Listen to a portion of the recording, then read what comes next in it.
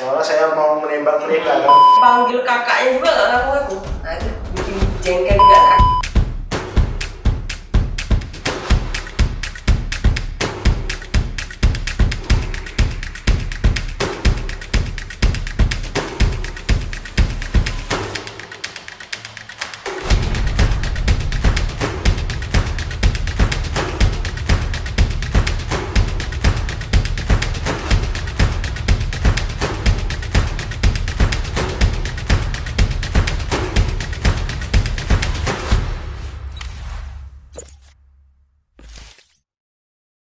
Selamat datang di Menu Mensa.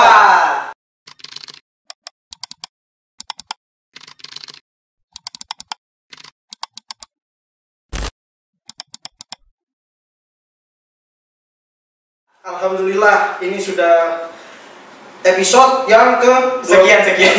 20 kesekian. Oh ya. Berarti ini saatnya kita untuk menuju tahap selanjutnya. Iya. Karena episode pertama itu adalah dimana episode untuk kita pembelajaran hack. Bisa kita tampilkan hack-hacknya nanti kita bagaimana.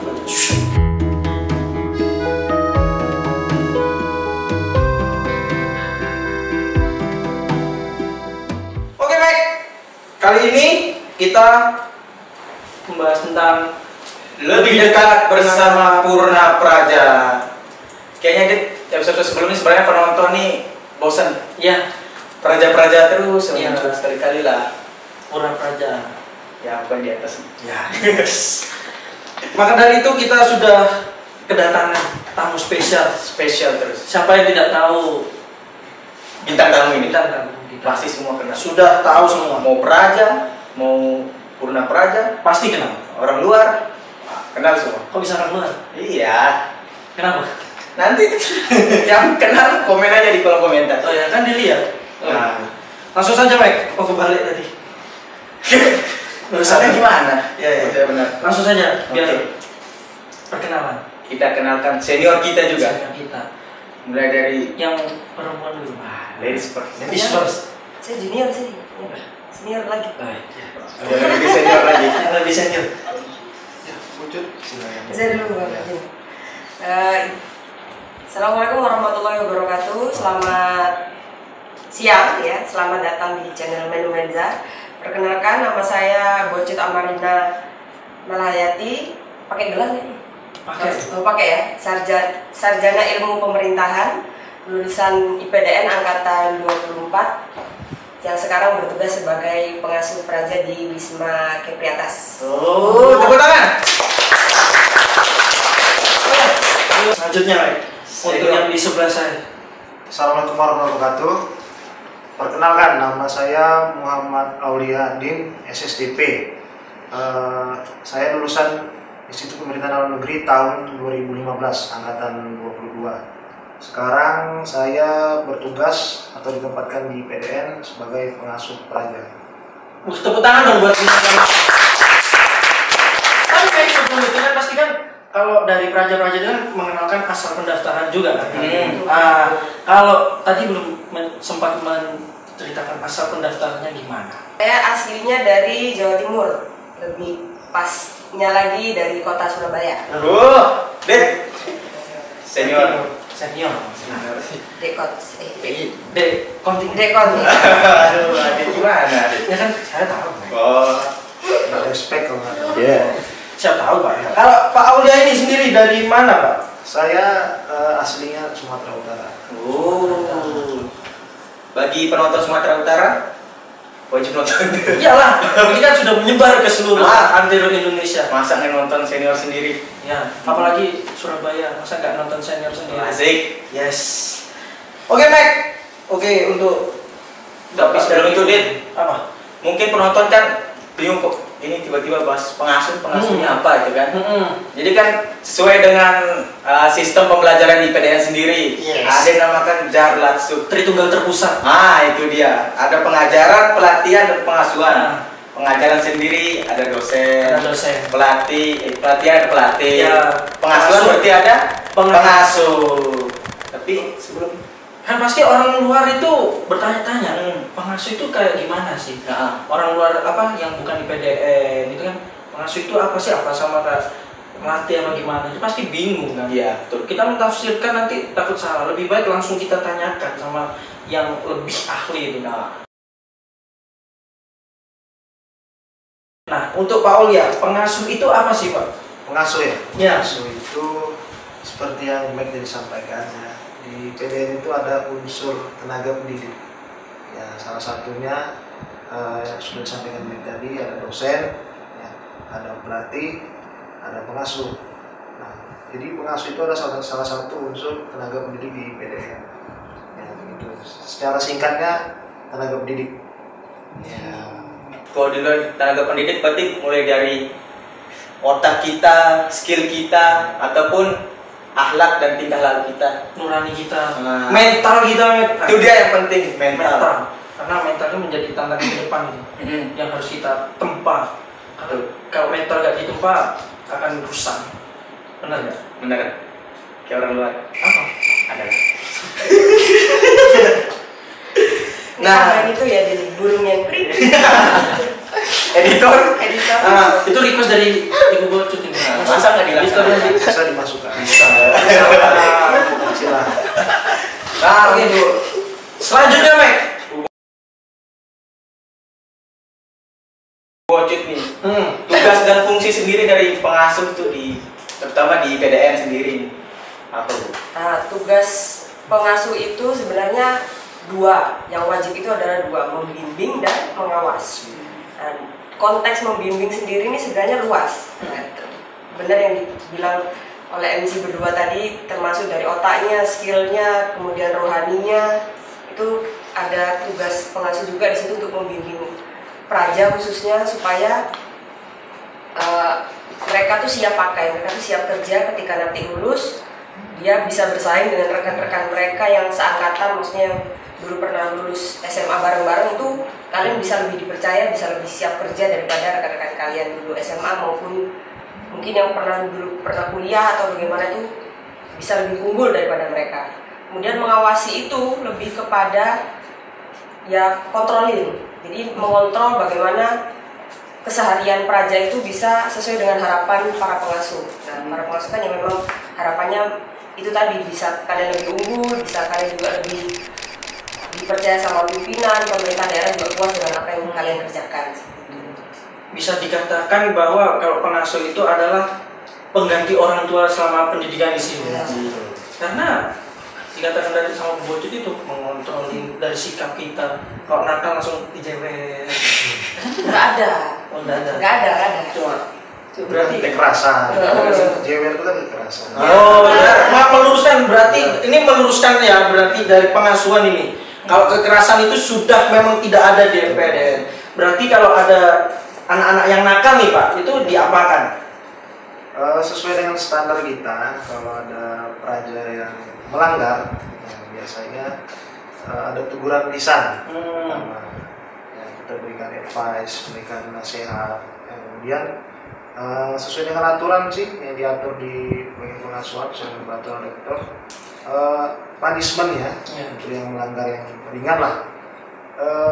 Biasanya hanya pemberian tindakan samapta. Kesamaptaan. Push up, ya larilah sedikit untuk pembentukan badan. Pembinaan fisik. Pembinaan fisik. Itu kembali ke prajanya sendiri. Ya, betul. Tuh. Jangan melanggar. Jadi sudah jelas ini kan, tidak ada kekerasan sama sekali. Betul. Bisa dipastikan. Setiap episode pasti ada membahas di PDN kekerasan. Nggak ada. Nggak ada. Sekarang langsung dari Pengasuhnya sendiri. itu sangat, bahkan kan yang tadi pengasuh itu pengganti orang tua. Nggak mungkin orang tua itu mau menyakiti anaknya sendiri. Betul itu deh. Dan juga bisa dikatakan pengasuh ini mempunyai tugas yang berat juga, Mek. Karena mau nggak mau mereka juga mengawasi kan 24 jam, harus bertanggung jawab kalau sakit, kalau kenapa-napa itu harus Tanggung jawab itu. Kita patutnya berterima kasih sama bapak panggung pengasuh, ibu panggung pengasuh, karena mereka adalah pengganti orang tua kita. Tuh. Jangan doi aja yang diperhatiin. Oh ini Mek. Saya terus Saya Ya, aman-aman aja. Selanjutnya Mek.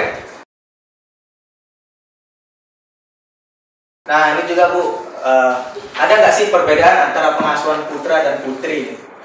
Setahu saya kalau lihat putra sama putri itu ya beda lah. Ya kan kalau beda kan beda gender kan. Ya, maksud saya apa ya?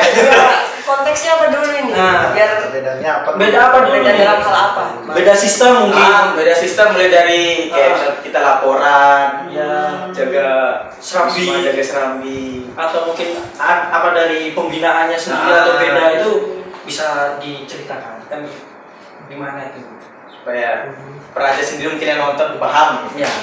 Kalau dari sudut pandang saya sendiri ya, perbedaan yang paling mencolok antara pengasuhan di putra dengan yang di putri itu banyak orang bilang sih, ini juga saya terbawa dari omongan sekitaran saya juga, itu kerapian administrasi. Yang pertama tuh kerapian administrasi. Di putri itu bisa dilihat di Wisma itu pasti ada yang namanya buku-buku administrasi Wisma, dari jaga serambi, kekuatan personil, bahkan sampai buku haid. Laporan mereka datang bulan siklus setiap bulan itu ada dicatat secara rapi dan rapi per bulan gitu. Itu yang pertama. Yang kedua itu lebih teliti soal kebersihan. Nah, di Wisma itu dari pinggir-pinggir kamar mandi yang sela-sela lantai itu hitam-hitam sedikit itu sudah harus di kerja keras bagai kuda itu. Detailing. Dan soal kebersihan di Wisma, kebersihan diri prajanya juga, kebersihan lemari, meja belajar itu akan dicek, di shred gini ya, apa bahasa di Gosok, ya, digosok doles. sedikit itu kalau ada debu mulai kurve lagi dibersihkan. Itu sih dua hal yang paling mencolok. Tapi kalau membahas tentang administrasi emang saya sangat salut sangat salut karena saya pernah melihat juga buku apa ya namanya, kayak buku PJK itu buku laporan lah, dibuka satu kok rapi, nggak pernah ada tip X-nya, garis lurus, kalau salah nggak ada, namanya salah itu nggak ada, tip X itu nggak ada. Setelah saya buka di Wisma, itu kejelekan kami ya sebagai putra ya 11-12 lah, ada tip X-nya punya kita. Itu kamu aja mungkin dari Wisma saya rapi urus. Oh, bisa difotokan nanti ya. Ya itulah ya. Sebenarnya putra juga sama sih. Sama. Dari kebersihan semua pasti detail. Karena kita dituntut sebagai bersih, kan seperti episode-episode selanjutnya, dituntut untuk bersih agar makhluk-makhluk itu tidak suka pada kita. Makhluk apa? Makhluk itulah. Makhluk lain. Ini kan benar. Kayak menyambung ke episode lain ini. Ada ini di episode itu. Oke. Pertanyaan selanjutnya nih.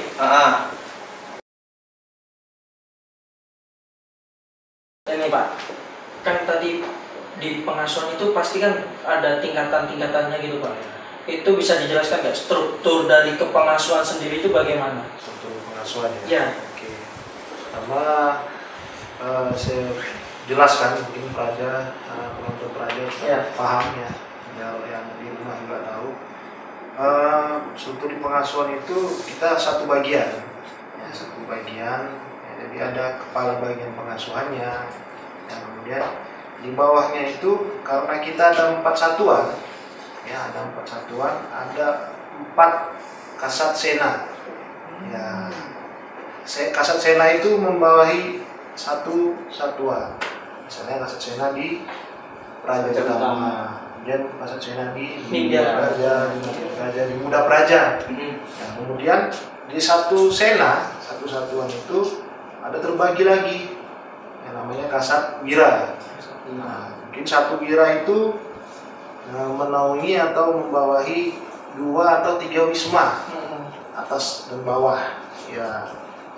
Kemudian setelah itu di kasat wira ada namanya kasat dharma, atau nama lainnya pengasuh wisma. Nah, itulah pembagiannya, yang bertanggung jawab pada ke atasnya pengasuh wisma, bertanggung jawab kepada kasat wira, kepada kasat sena, dan kasat sena kepada kepala bagian pengasuhan. Nah, itu strukturnya. Mungkin Bu, kalau di struktur pengasuhan di bagian putri, apakah sama atau ada sedikit yang lebih khusus gitu perbedaan? Menambahkan mungkin dari apa yang disampaikan sama Pak Aul tadi itu, sebenarnya Kasat Senanya itu ada 5 ya. 5. Satu lagi itu adalah Kasat Sena Putri. Nah, Kasat Sena Putri ini membawahi 4.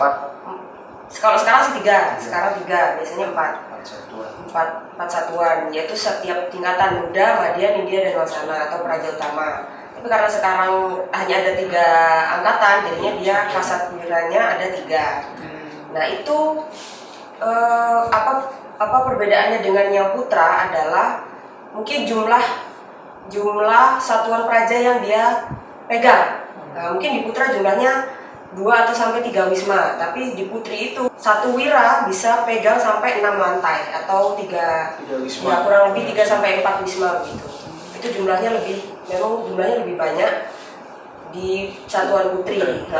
Di Putri karena Kasat Wira di Putra kan ya jumlahnya juga lebih banyak ya, tapi jumlah praja lebih banyak dipegang sampai Putri. Itu beda yang antara Putra dan Putri sih.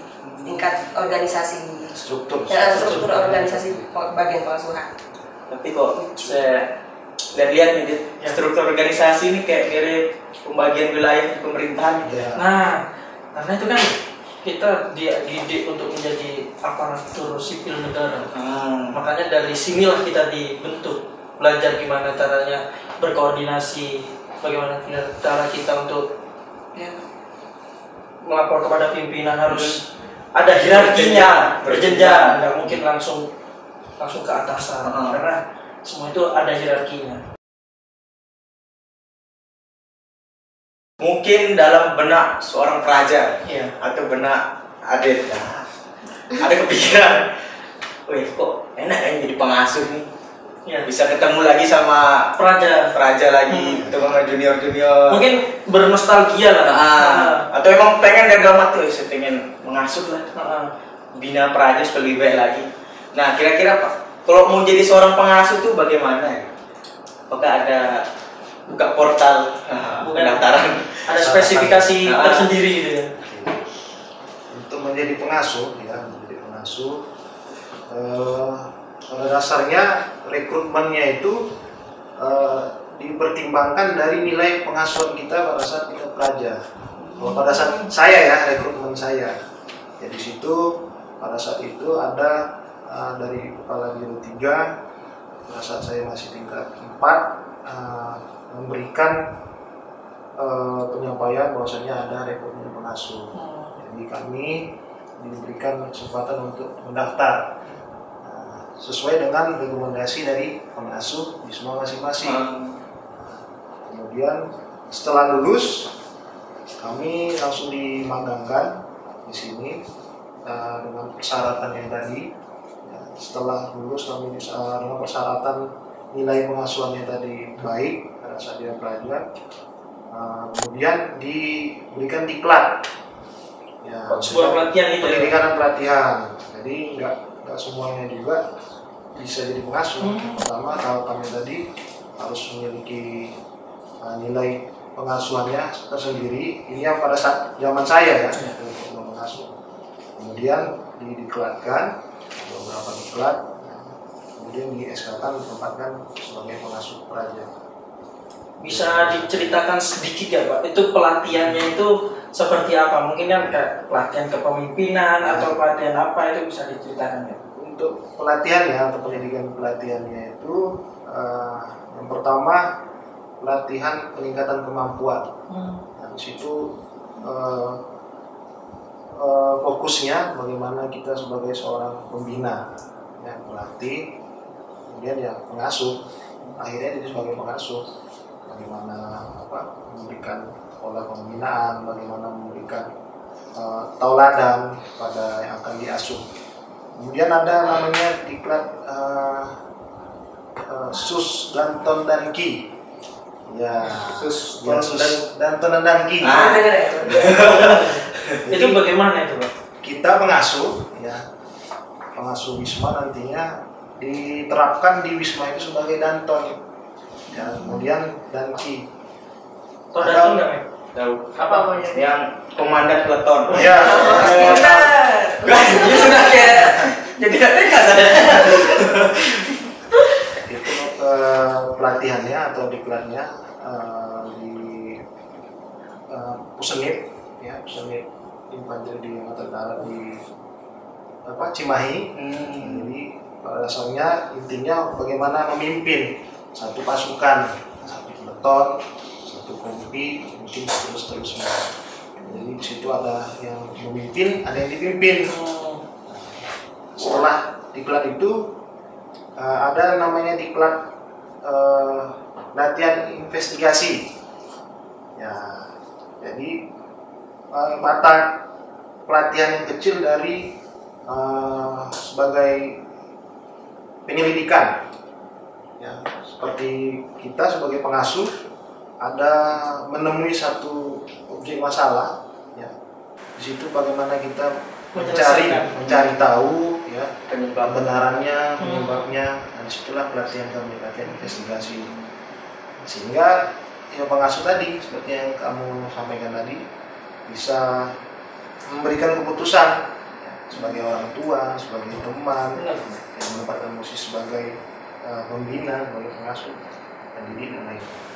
Berarti itu ya Pak, kalau syarat saja jadi pengasuh aja sudah sangat ketat untuk masuk jadi pengasuh. Jadi yang masuk jadi pengasuh itu bukan sembarangan. Iya. Mereka adalah orang-orang yang terpilih, mempunyai yang mental yang kuat. Ada satu lagi, apa itu Pak? diklatnya itu latihan psikologi. Ya, bagaimana membaca, melihat, ya, menggambarkan psikologi seseorang. Nah, itu yang kami dapatkan.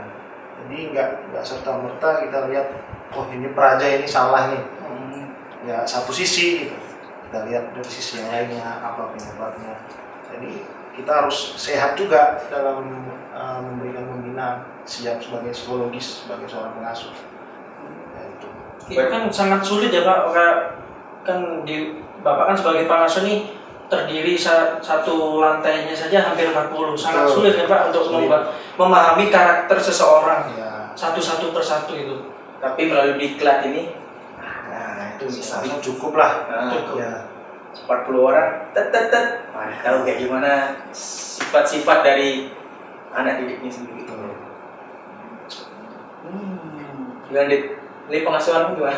Aman kalau saya. Karena saya salah satu orang yang aktif. Mana tahu berminat, ya, tertarik, bisa itu. Mendaftar. Kan kalau semua kan ada rekomendasinya, harus ada rekomendasi. Ya kan mungkin penonton yang di Wisma, iya, tertarik. Nah, hidup baik-baik.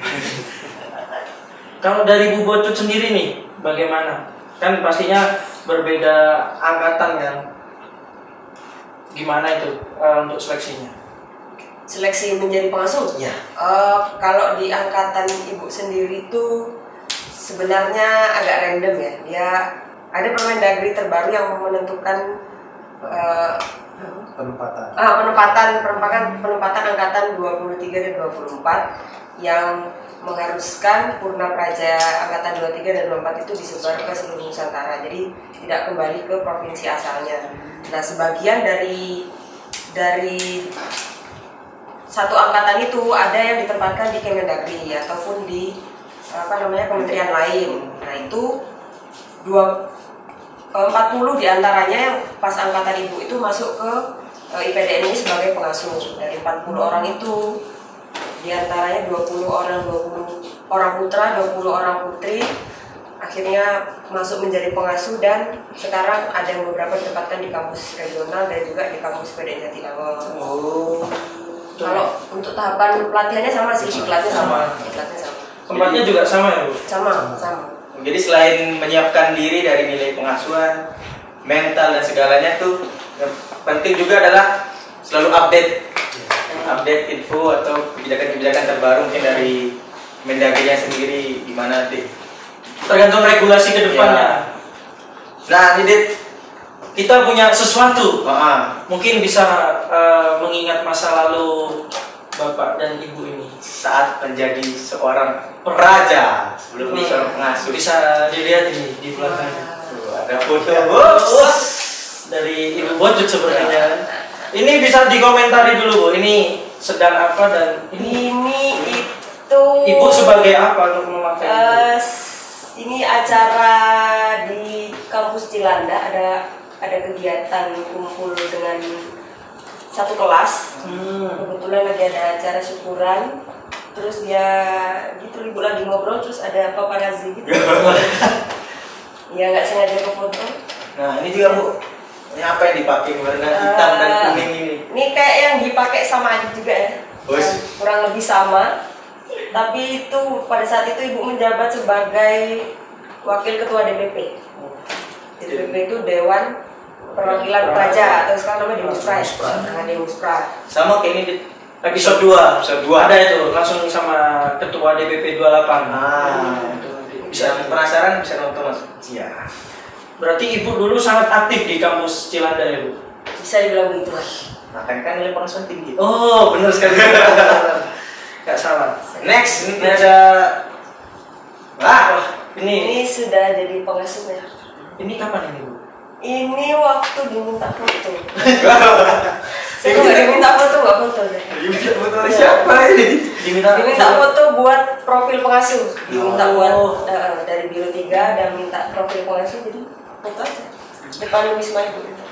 Kayaknya saya nggak asing sama yang bikin profil pengasuh itu.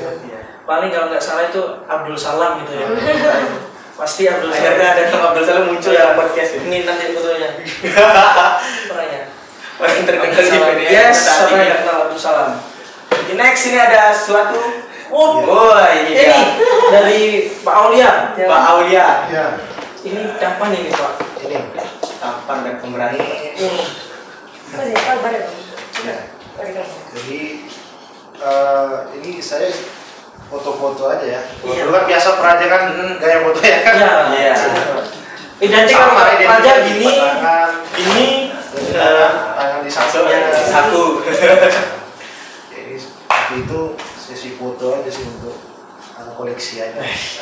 Tapi ini sepertinya Pak Aulia ini dulu saya dengar nih ya. Apa jadi? Kalau di kabar dia menjabat sebagai senapati. Dengar ya, itu bisa Masih dengar. Ya. Kita tanya faktanya ya. Faktanya bagaimana itu? Fakta atau nggak fakta? Fakta atau mitos? Ada fakta atau mitos ya. Faktanya bagaimana? Kebetulan saya pada saat tingkat 3 ya di kampus daerah Kalimantan Barat sesuai dengan jurusan saya ya, MSDA waktu itu, kalau sekarang MSDN. Ya, alhamdulillah saya ini iseng-iseng berhadiah sebenarnya. Iseng-isengnya aja kayak gini loh, karena kita berbeda. Lain kita daripada saya kosong nggak ada kegiatan ya, mengisi waktu kosongnya bisa ikut berada. Alhamdulillah saya jadi senapati. Prosesnya ada pemilihan juga waktu itu. Prosesnya itu sudah pernah kita tanyakan dulu Bang. Iya. Di siapa itu? Oh ada di episode 1. Oh bersama Manggalapati 28. Berarti sama Kak Pemilu gitu Ya ya? betul.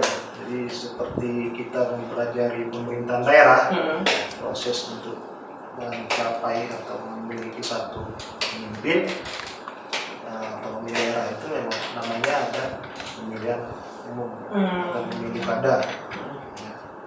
Jadi kita di kampus pun dipraktekkan seperti itu di organisasi Praja. mungkin ini ada next nih. Next ada foto saja. Nah, ini juga intinya baru nih foto ini. Ya, seperti yang baju saya pakai ya. Jadi ini foto sama sih. Ya. Gaya juga masih sama, lima tangan ya. Identik dengan Praja ya. Putra Praja. Ya, juga semua. Identik. Ciri khas. Wah, kita lanjut nih Dit. Kita kembali mungkin Agak bernostalgia sedikit ya. Ya itu maksudnya ribet menurut saya ini. Bernostalgia. Cakep. Asik. Masa kalah sama ganti episode Ya udah, saya. Jadi kami yang MC nanti. Aduh. Nanti saya kan sama host. Kontrak saya masih ada. Belum selesai. Nah ini mungkin bapak atau ibu nih pas jadi Praja ada terpikir memang pengen jadi pengasuh Hmm. atau iseng-iseng berhadiah lagi? Iseng-iseng berhadiah. Kalau saya asli ya, jujur ya, saya nggak ada kepikiran mau jadi pengasuh. Sebenarnya pengen jadi apa, Pak? Sebenarnya momen yang menentukan saya. Ya. Jadi ada momen yang menentukan saya untuk menentukan pilihan. Ya. Jadi kalau ada kesempatan, ya kenapa tidak? Ambil. Tapi kan sebenarnya kalau dari awal nih Pak, dari tingkat 1 pasti kan saya masuk PDN maulah nanti penempatan di sini. Itu kalau dari Pak Aulia sendiri pengennya di mana dulu waktu tingkat 1? Saya pikirnya dulu kalau lulus ya pengen di pemerintahan daerah, ya di kelurahan, di kecamatan, lebih ke masyarakat, melayani. Gitu. Jadi momen itulah yang menentukan pilihan saya. Sangat berat itu.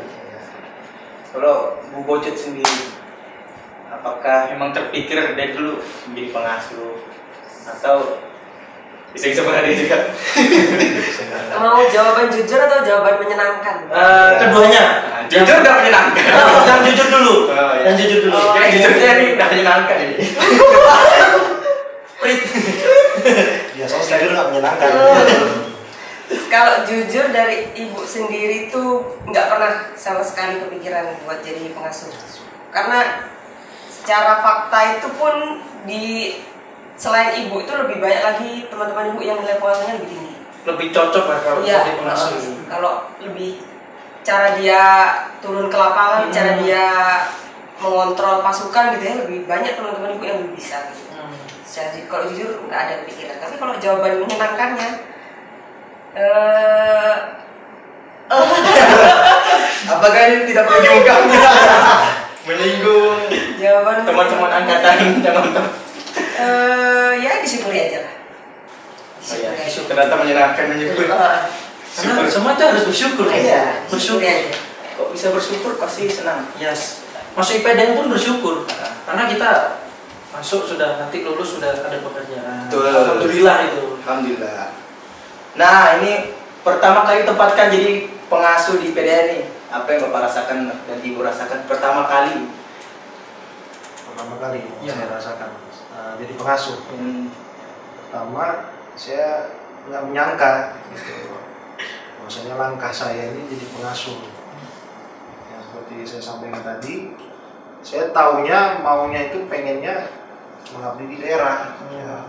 Tapi ya sudahlah, seperti Bocet bilang tadi ya disyukuri aja. Ya. Tapi ini jalan takdir kita. Tapi kan Pak Aulia dulu kan waktu praja itu kan pasti sudah sering turun ke satuan junior kan Pak, karena Pak Aulia sendiri tadi sudah dikatakan seorang senapati di kampus Kalimantan Barat. Jadi saya nggak ragu sih kalau Pak Aulia, karena ketika langsung diturunkan ke praja kembali. Iya, biasa. Itu udah kebiasaan Pak Aulia. Betul. Beda kalau kita nih. Iya. Apalagi yang Kosong. Kalau Bu Bocet sendiri pasti merasa saat mengurus praja pertama kali menyenangkan ya. ini kesannya Menyenangkan dari tadi. Bagaimana pertama kali? Pesan-kesannya gitu ya. Kesannya pertama kali itu kalau pas diumumin waktu jadi pengasuh sebenarnya kaget dan mungkin ada beberapa rekan saya yang lain mungkin sampai terseduh-seduh kali ya, terharu gitu. Tapi ya namanya pekerjaan dilakukan dan juga ada juga senior kan, ya di situ saya belajar, jadikan ajang belajar aja buat menekuni pekerjaan yang belum pernah saya dapatkan. Jadi ya dikerjakan, belajar dari senior juga, kemudian ya jadikan ajang untuk mengenal, silaturahmi dengan adik-adik juga kan, dari sini bisa kenal kalian berdua, bisa kenal sama yang putri-putri juga, yang cantik-cantik kan. Mau dikenal? Boleh. Aduh, ini Pak, untuk Bapak dan Ibu lagi. Kan sudah, untuk Pak Aulia sendiri sudah berapa tahun nih Pak jadi pengasuh? Saya sekitar mau jalan ke 6 tahun. 6 tahun, berarti dari tahun 2015 ya Pak? 2015 saya ngapain ya? Masih SMP kalau misalnya? Iya, SMP. Kalau Bu Bocet sudah berapa tahun? Saya dari 2018. 2018. Kan 4 tahun. 4 tahun. Berarti saya baru lulus SMA itu nih. Kalau Anda? 2018 masih SMA. Masih. Iya. Nah, pasti kan untuk Pak Aul kan sudah 6 tahun, Bu Bocut sudah 4 tahun nih. Ada nggak kayak anak asuh yang hingga saat ini nggak pernah terlupakan? Anak asuh ya? Ya. Ada satu. Siapa itu, Pak? Tadi yang dekat. Angkatan ya, anak asuh saya yang pertama. Yang pertama. Angkatan berapa itu? Asuh angkatan 26. Ya, angkatan 26. Kalau yang 25 saya masih di IT waktu itu. 26. Namanya Saroni. Wah, Halo Kak Saroni. halo Kak Saroni. Dari Jawa Tengah. Wah. Pasti tahu lah. Yang dari Jawa Tengah pasti kenal namanya Saroni. Iya. Itu kenapa itu, Pak? Kok bisa sampai terngiang-ngiang di benak Pak Aulia itu? Itu saya pertama kali menangkap atau menemukan praja yang melanggar, yaitu namanya Saroni. Itu baru berjalan berapa hari itu, Pak, untuk dalam tugas pengasuh itu? Kalau jalan pengasuhnya mungkin lama, tapi mengasuh praja tingkat satunya itu baru setelah angkatan 26 itu dikukuhkan. Dikukuhkan Ya. langsung menangkap raja, Pak. Betul. Itu gara-gara apa? Bisa diceritain mungkin nanti buat Kak Saroni kan biar Saroni. flashback, nama saya dinotis sama Pak Aulia gitu. Waktu itu saya piket sebenarnya. Piket kan sering menemukan itu Ya. malam-malam. Biasa itu kalau raja. Putra kan. Sampai sekarang juga sama. Waduh. Jadi saya menemukan Saroni ini di EQ Room. Ya, di EQ Room ada dengan 2 orang temannya lagi. Saya nggak ingat namanya yang 2 orang ini, tapi saya ingatnya Saroni. Ya, sampai sekarang Saroni. Mereka bertiga lagi nongkrong buat kopi. Ya, buat kopi.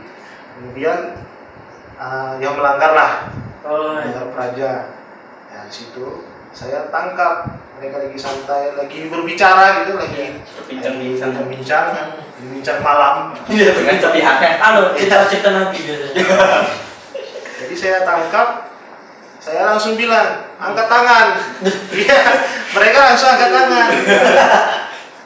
Soalnya saya mau menembak mereka kan, saya sergap mereka. Ya itu benar-benar kaget. konyol lah. Konyol Ya, muda praja, ya masih bingung-bingung. Nah, benar itu udah beraja masih bingung pasti itu. Saya bilang angkat tangan, dia angkat tangan juga. Iya, tiarap juga. Namanya tingkat Kaget. Ya. Kaget ya. Kalau Bu Bocut sendiri, anak asuh yang paling diingat sampai sekarang. Kalau saya belum banyak pengalaman seperti Pak Aulia ya. Jadi mungkin yang paling terkenang itu ya yang barusan Ibu pegang itu angkatan 30. Sampai nih. Angkatan 30 itu ada wisma saya dari Papua. dari Papua. Itu ya bisa dibilang di wisma tuh kan kalian zamannya kuliah daring ya, zaman kuliah daring jadi ya lebih sering di wisma kan, kuliah di wisma, pengasuhan juga di wisma. Nah dia itu bukan nggak pernah sih, mungkin jarang terlihat di mata ibu dia ikut kuliah selama di wisma itu. Entah dia main ke wisma temennya atau main basket di luar wisma ataupun main kemana gitu, dia jarang ada di wisma untuk ikut kuliah. Nah setelah naik India ini kan sempat ibu pegang kurang lebih 1 bulan setengah itu, dia secara ajaib dia ikut kuliah, bahkan dicatat. Luar biasa. Ibu tidak sebut nama supaya nanti sadar sendiri ya. Jadi dia ada nanti yang merasa bisa Saya itu. rasanya gitu. jadi dia nggak pernah kuliah sebelumnya, tiba-tiba dia naik India, dia ikut kuliah, bertanya dan mencatat. Luar biasa. Nah ini berubah sekali. Perubahan sangat-sangat drastis. Perubahan positif. Nah, itu. Kayaknya dapat mimpi deh. Tanya-tanya. Belajar. Astagfirullah. Itu kan udah tingkat 3 kita. Terus belajar. Astagfirullah. Ada juga yang konyol. Tapi konyolnya kan positif kalau ini. Iya betul. Ya, dia makin baik sih. Makin dewasa, makin baik, lebih banyak. Tapi kalau yang semacam konyol kayak Pak Aulia gitu ada nggak, Bu? Nggak ada sih. Nggak ada. Nah, yang putri kan baik-baik. Oh, alhamdulillah. Baik-baik. Semua Mungkin khusus kagetin tembak. khusus Wisma ibu aja mungkin. Yang lain kan belum tahu. Nah itu berhubung ketemu peraja-peraja dengan kelakuan konyol. Kan? Nah ada nggak kelakuan peraja itu yang sebenarnya menjengkelkan, tetapi terlihat konyol bagi bapak atau ibu? Iya. Saya menjengkelkan waktu saya kejar-kejaran. Iya. Kejar-kejaran apa itu? Kejaran dengan peraja yang melanggar tadi. Oh, Ya. kabur ya. Kabur ya. Itu kapan itu, Pak? Itu sekitar akhir tahun 2015. Awal 2016 lah. Awal 2016. Saya kejar-kejaran. Saya di sana, dia ke sini. Karena saya dengan teman saya berdua. Ya. Mau nggak mau dia karena sendiri ya ketangkap juga. Dijebak. Ya, Dijebak. yang berkesan tadi saya bilang tadi, dia bisa buat kami capek.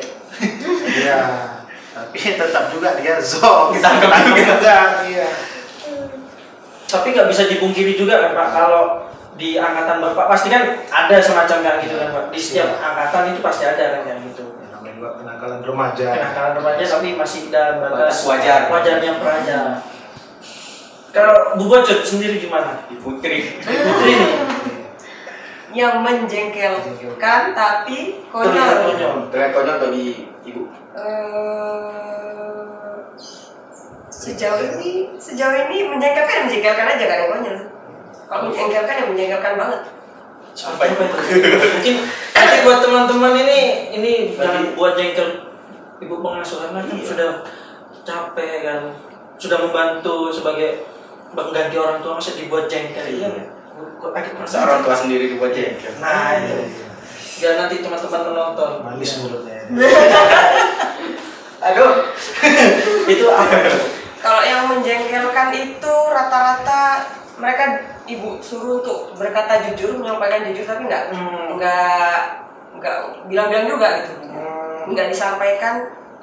Misalnya lagi cari barang bukti nih, nah, mana barang buktinya? Ditanya terus sampai ditunggu dari pagi sampai malam nggak ngaku. Sampai dipanggil kakaknya juga nggak ngaku-ngaku.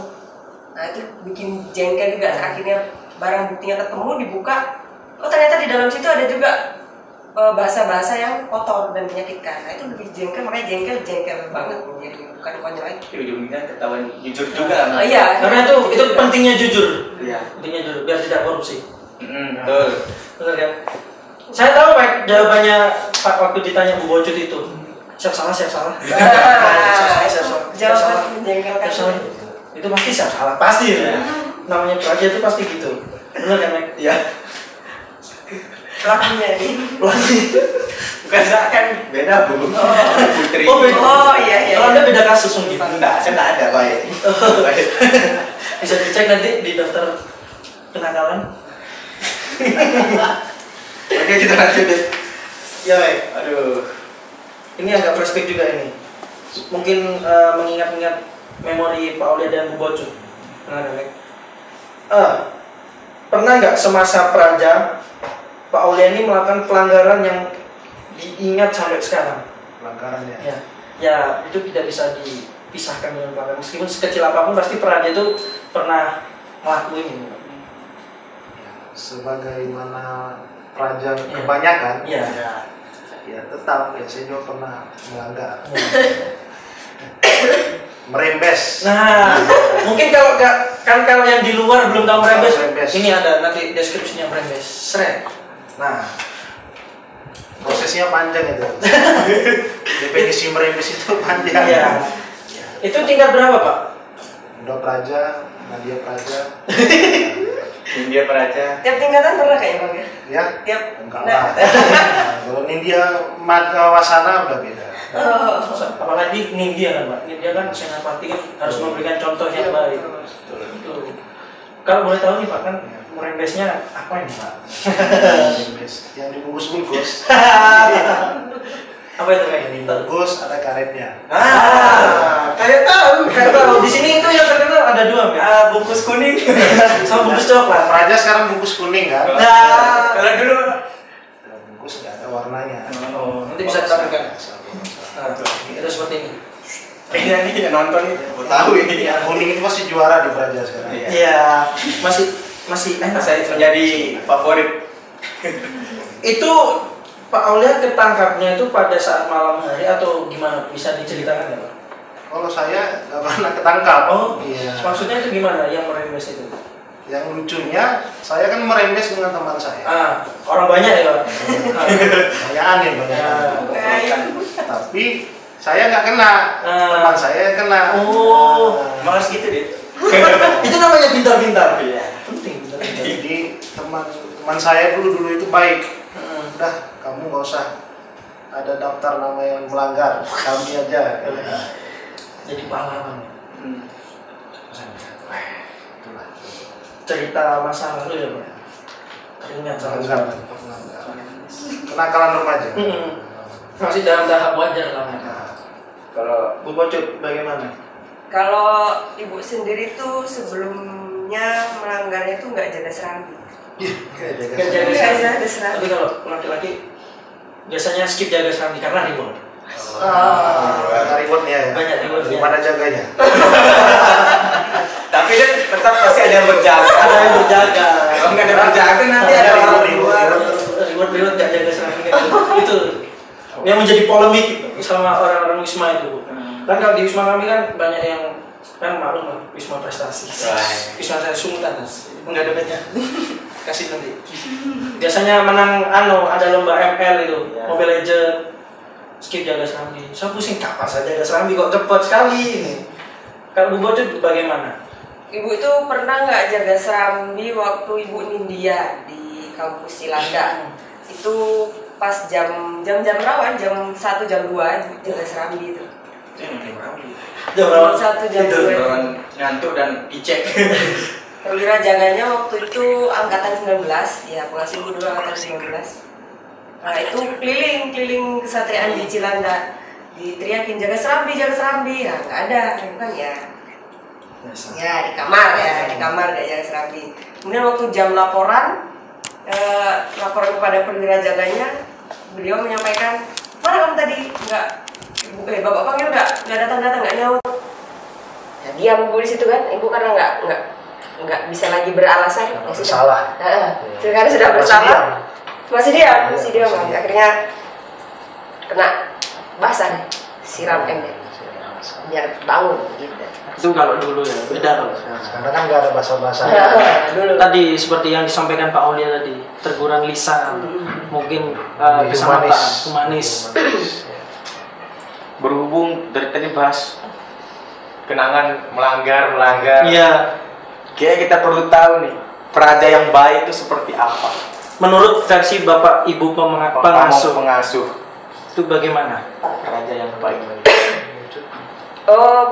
Menurut ibu sendiri praja yang baik itu menurut ibu ya dia yang respect itu maksudnya ketika disampaikan perintah dia kerjakan langsung, nggak perlu menunda-nunda lagi, kemudian ya langsung dikerjakan. Kalau memang tidak tahu caranya silakan bertanya, kan bukan zamannya lagi untuk ya terima begitu saja. Kalau memang ngerti ya tanya, tapi yang penting itu langsung dikerjakan dan langsung dia berani untuk bertanggung jawab atas pekerjaan itu. Yang kedua adalah jujur, tadi sudah disebutkan jujur, disampaikan. Kalau memang saya tidak bisa. Kalau memang bisa, tapi dia bertanggung jawab. Kayak praja yang ideal dan idealis. Menurut Pak Aulia nih yang sebagai dulu senapati dan sekarang menjadi bapak pengasuh, itu yang lebih baik versi Pak Aulia itu yang idealis atau ideal Pak? Menurut saya ideal. Kenapa itu Pak?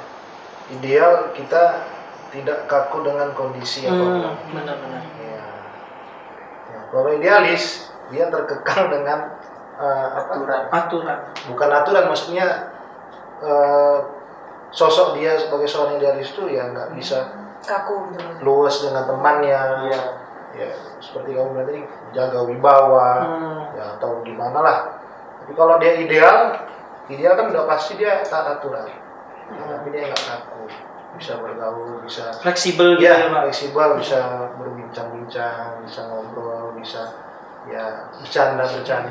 Kan banyak orang idealis itu kan nggak mau bercanda. Bercanda, kaku. Saja kaku. menurut saya itu bagusnya ideal. Jangan banyak bercanda kalau Iya. Kalau banyak bercanda udah nggak ideal lagi. Kita serius sekarang. Serius. serius. Selanjutnya Mek, apa itu Mek? Suka duka menjadi seorang pengasuh. Suka duka. Dari dukanya dulu aja. Dari yang tidak menyenangkan. Dukanya mungkin ini ya, jauh dari keluarga. Karena kebetulan juga kayaknya kan saya asli dari Jawa Timur, keluarga di Jawa Timur, sedangkan kampusnya ada di Jawa Barat, jadi jauh dari keluarga dukanya. Tapi sukanya ya itu tadi sudah Ibu sebutkan, punya kenalan baru, punya pengalaman baru, kemudian punya tahu pengalaman dan pengetahuan yang baru, itu jadikan pembelajaran aja sih. Itu sukanya bisa diambil positifnya sendiri. Masing-masing orang kan punya pandangan sendiri terhadap suka dan duka ya. Kalau Pak Oli ya? Saya sukanya itu ya itu di pengasuhan ini, sebagai pengasuh ya. Iya. Pengasuh itu kita di bagian pengasuhan lebih ke keluargaan, ya lebih keluargaan karena satu tim. Jadi bekerjanya itu ya itu tadi ada hubungan sebagai atasan bawahan, ada senior junior, kakak adik, mungkin ya saling menasihati ya, seperti yang disampaikan Bu Bocit tadi, ya teamwork kerja pengasuhan ini karena tujuannya kan untuk praja baik, ya jadi sama-sama lah kita itu sukanya kerjanya itu sama-sama gitu. Sisi kekeluarganya lebih menonjol, ya mungkin menurut saya ya pandangan saya. Kalau dukanya tadi ya hampir sama juga dengan Bu Bocit, ya karena mungkin kita merantau sebagai anak perantauan kan jauh dari keluarga, ya hidup sendiri mandiri, jadi apa ya sendiri. Bukannya itu sih, kalau masalah-masalah yang lain sih nggak ada masalah. Intinya ya kita siap aja, mau tugas ditempatkan di mana aja sebagai pamung praja ya siap aja. Itu sudah ada di mana? Waktu kita sebelum masuk jadi muda praja, ada itu di perjanjian kita bermaterai. Ketika lulus siap ditempatkan di mana aja. Ingat Mek. Karena saya membaca betul itu Mek. Saya ingat juga. Apa? Cuma tadi udah duluan. Tadi saya mau ngomong cuma duluan kalian ngomong. Kayaknya kamu nggak tanda tangan ya? Surat sih. Pas tanda tangan tuh. Materainya hilang. Aduh. Kelewat. Nah ini mungkin pertanyaan terakhir ini. Ya. Tips untuk praja yang sekarang ini agar lebih semangat dalam menjalani siklusnya, dan tips untuk mempersiapkan diri untuk terjun di dunia kerja nantinya. Kan kita kan habis ini tahun depan insya Allah masih mungkin tahun depan pada utama. Ya, tahun depannya lagi baru lulus. Nah itu harus dipersiapkan dari sekarang. Iya. Bagaimana pendiri Pak Aulia ya? Tips sebagai praja ya? Atau apa tadi? Tips untuk praja Pak, agar lebih semangat menjalani siklus. Supaya dia semangat, pertama kuncinya ingat keluarga, orang tua. Ya, kalau manusia, ya, atau kita lah, Anda lah sebagai peserta didik, kalau orang tua pasti berbeda. Ya, alur pikirnya, perasaannya.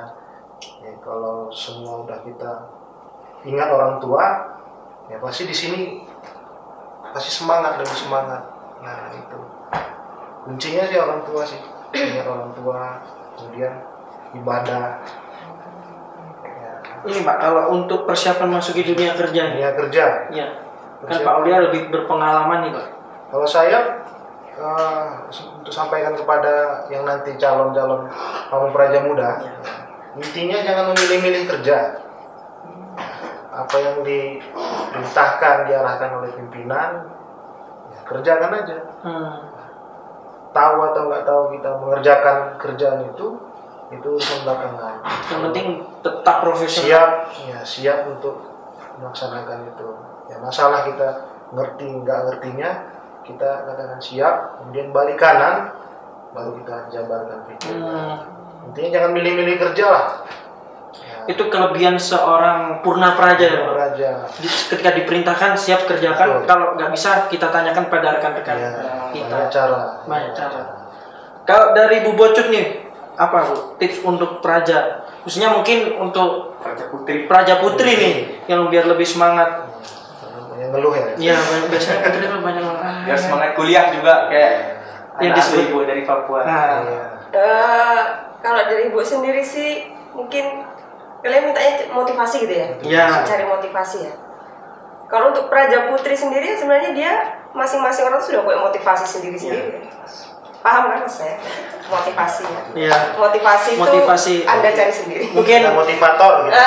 Mungkin ada doi-nya. Ada doi itu Sosoknya motivator. menurut ibu itu suatu hal yang lumrah sih untuk mencari motivator di kampus ini.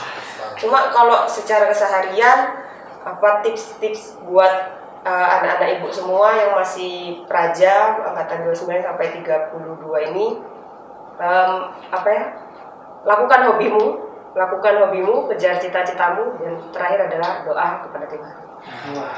Itu yang Bu pegang selama ini supaya bisa bertahan. Mungkin di antara sekian orang yang merasa IPDN ini berat, ya itu sih motivasi yang selama ini Ibu pegang. Dan juga tadi ingat keluarga di rumah, bagaimana beliau-beliau yang di rumah itu berdoa kepada kita supaya kita sukses. Nah itu diingat terus bahwa mereka tuh tidak akan pernah berhenti berdoa supaya kita bisa berhasil menempuh pendidikan di sini. Ya. Nah untuk persiapan memasuki dunia kerja nih Bu, apa? Masuk dunia kerja itu lebih ke ini ya. Peningkatan skill. Menurut Ibu itu bukan. Banyakin relasi. Nah, lebih banyak relasi yang harus kita jalin. Tidak hanya satu angkatan, tapi juga sama mungkin dari sivitas akademika, sama dosen, sama ini ibu-ibu yang suka sapu-sapu di pinggir-pinggir kampus, sama orang-orang kantin. Silakan jalin relasi seluas-luasnya. Tidak mengenal itu harus adik, harus dengan kakaknya, tapi yang penting relasi itu harus terjalin dengan baik. Terus dia ya berkelanjutan, tidak hanya berhenti sampai dengan kamu praja doang ataupun mungkin nanti PL ya. Kalian belum pernah PL ya nanti ya? Nah itu sebenarnya poin PL ini. Poin Sudah Bu, penting itu. sudah pernah PL tapi di kandang rusak. Di relasinya dengan rusak. Tetap terjadi. Tapi semoga COVID cepat berlalu biar kita PL. Itu sih relasi sama pada saat PL itu kerasa menjalin relasi dengan orang luar, karena di situ kan kita latihan. Nah, itu penting menjalin relasi dengan induk semang, dengan siapapun kenalan kita nanti itu masyarakat. Itu sih. Tapi tambahan Bu, relasi. yang masalah PL tadi biasanya terlibat cinta lokasi guys. Tapi kau belum pernah PL kan? Iya, belum.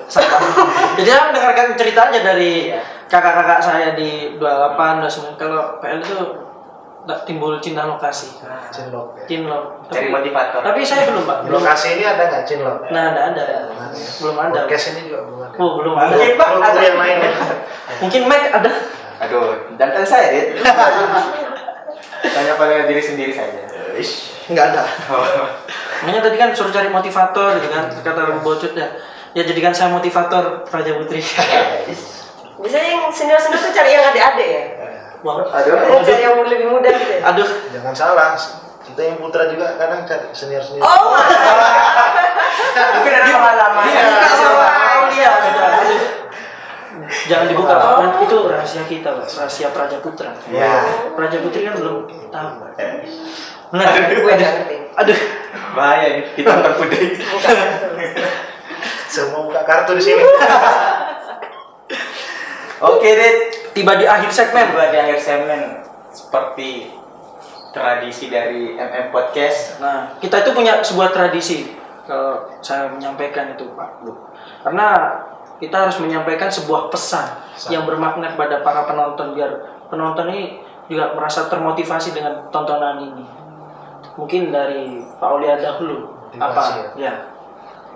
Yang untuk penonton podcast ini ya, podcast MM mungkin calon-calon praja ya, calon-calon praja yang di luar sana yang masih bermimpi punya cita-cita besar jadi praja IPDN, ya tetap giat belajar ya, jangan pantang menyerah walaupun sudah pernah tes 1 kali, 2 kali ya, banyak pembelajaran di situ kita ambil. Intinya semangat belajar untuk adik-adik sekalian yang di rumah. Kemudian pesan saya untuk para peraja sekalian ya, kesannya kayak apel malam ya. Ya, satu kata motivasi yang sering saya sampaikan juga kepada diri saya ya, jadilah orang yang benar, jangan hanya jadi orang yang baik ya, karena yang baik itu belum tentu benar, tapi kalau dia baik benar pasti sudah itu baik. Itu ya. Sudah terngiang-ngiang di otak saya itu dari dulu itu. Kalau Bu Bocet sendiri dari Ibu, mungkin tadi sebagian sudah Ibu sampaikan bahwa yang perlu para penonton mungkin dari Capra maupun dari Praja sekalian, yang penting itu adalah ya beraktivitas seperti biasa, lakukan hobimu, kejar cita-citamu, dan yang terakhir adalah berdoa kepada Tuhan. Itu adalah 3 hal yang selama ini mungkin Ibu pegang dan akan Ibu persiapan memasuki dunia kerja nih Bu, apa? Masuk dunia kerja itu lebih ke ini ya, peningkatan skill. Menurut Ibu itu bukan banyakin relasi. Nah, lebih banyak relasi yang harus kita jalin, tidak hanya satu angkatan tapi juga sama mungkin dari sivitas akademika, sama dosen, sama ini ibu-ibu yang suka sapu-sapu di pinggir-pinggir kampus, sama orang-orang kantin. Silakan jalin relasi seluas-luasnya, tidak mengenal itu harus adik, harus dengan kakaknya, tapi yang penting relasi itu harus terjalin dengan baik. Terus dia ya berkelanjutan, nggak hanya berhenti sampai dengan kamu Praja doang ataupun mungkin nanti PL ya. Kalian belum pernah PL ya nanti. Nah itu sebenarnya poin PL ini. Poin penting itu. Sudah pernah PL tapi di kandang rusa. Di relasinya dengan rusa. Tetap terjalin. Tapi semoga COVID cepat berlalu biar kita. Itu sih relasi sama pada saat PL itu kerasa menjalin relasi dengan orang luar, karena di situ kan kita latihan. Nah, itu penting menjalin relasi dengan Ibu Semang, dengan siapapun kenalan kita nanti itu masyarakat. Tapi tambahan Bu, kalau relasi yang Mas Apel tadi biasanya terlibat cinta lokasi biasanya. Tapi kan belum pernah PL kan? Iya, belum. Sama. Jadi saya mendengarkan cerita aja dari kakak-kakak saya di 28, 29. Kalau PL itu timbul cinta lokasi. Nah, cinlok. Cari motivator. Tapi saya belum Pak. Di lokasi ini ada nggak cinlok? Nah, ada. Belum ada. Podcast ini juga belum ada. Belum ada. Mungkin belum ada yang lain. Mungkin Mike ada. Aduh, data saya deh. Tanya pada diri sendiri saja. Nggak ada. Makanya tadi kan suruh cari motivator, kan kata Bocet ya. Ya jadikan saya motivator Praja Putri. Biasanya yang senior-senior tuh cari yang adik-adik ya. Aduh. Cari yang lebih muda gitu ya. Aduh. Jangan salah. Kita yang putra juga kadang cari senior-senior. Oh. Kira pengalaman. Iya. Jangan dibuka kan itu rahasia kita, Mas. Rahasia Praja Putra. Iya. Praja Putri kan belum kita. Aduh. Bahaya nih, ditonton Putri. Semua buka kartu di sini. Oke deh, Tiba di akhir segmen. Seperti tradisi dari MM Podcast. Nah, kita itu punya sebuah tradisi kalau saya menyampaikan itu Pak Bu. Karena kita harus menyampaikan sebuah pesan yang bermakna kepada para penonton biar penonton ini juga merasa termotivasi dengan tontonan ini. Mungkin dari Pak Aulia dulu. Apa? Ya. Yang untuk penonton podcast ini ya, podcast MM mungkin calon-calon Praja, calon-calon Praja di luar sana yang masih bermimpi punya cita-cita besar jadi Praja IPDN, ya tetap giat belajar, jangan pantang menyerah walaupun sudah pernah tes 1 kali, 2 kali, banyak pembelajaran di situ kita ambil. Intinya semangat belajar untuk adik-adik sekalian yang di rumah. Kemudian pesan saya untuk para Praja sekalian ya, kesannya kayak apel malam ya. Satu kata motivasi yang sering saya sampaikan juga kepada diri saya ya, jadilah orang yang benar, jangan hanya jadi orang yang baik ya, karena yang baik itu belum tentu benar, tapi kalau dia baik benar Pasti sudah itu baik. itu sudah terngiang-ngiang di otak saya Itu dari dulu. Kalau Bu Bocut sendiri? Dari Ibu, mungkin tadi sebagian sudah Ibu sampaikan bahwa yang perlu para penonton mungkin dari Capra maupun dari Praja sekalian, yang penting itu adalah ya beraktivitas seperti biasa, lakukan hobimu, kejar cita-citamu, dan yang terakhir adalah berdoa kepada Tuhan. Itu adalah 3 hal yang selama ini mungkin Ibu pegang dan akan Ibu bagikan tips-tips itu kepada kalian semua. Pesan terakhir dari Ibu adalah ikuti aturan, maka aturan itu akan menjagamu. Wah, tepuk tangan dulu.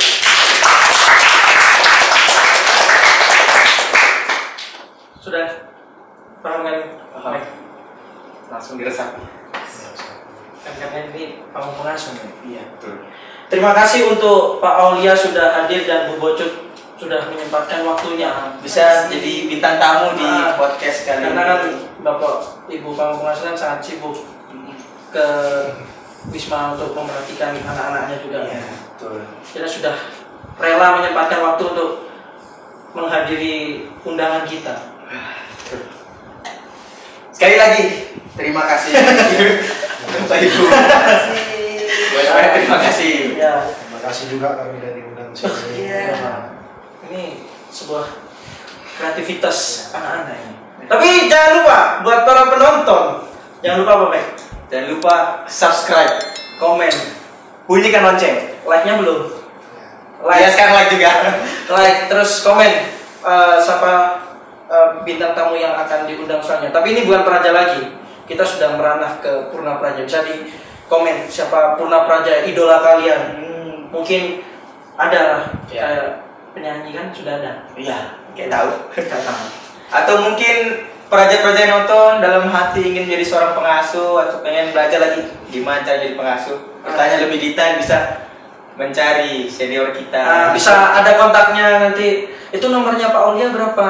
Itu nanti bisa kita balas dengan admin Mac. Iya. Selama ini yang membalas Mac. Dan dibuka. Oke, tunggu episode selanjutnya. Sampai jumpa di Menu Menza selanjutnya. Menu Menza mantap.